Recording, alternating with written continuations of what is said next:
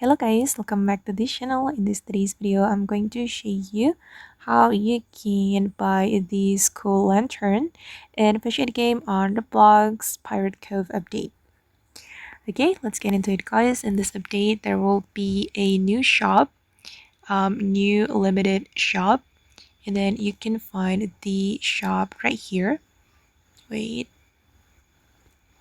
I'm going to show you guys where you can find the limited shop. Okay. Alright, and we have arrived. You can talk to Eugene to find the limited shop.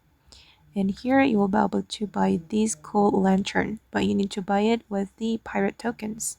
And you can earn the pirate tokens by joining or completing the pirate quest. Wait, let me show you the quest. Okay, this is the pirate quest. You need to finish the daily quest.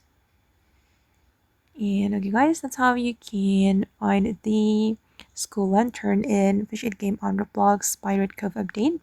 I hope this video will be useful for you. Thank you so much for watching and bye!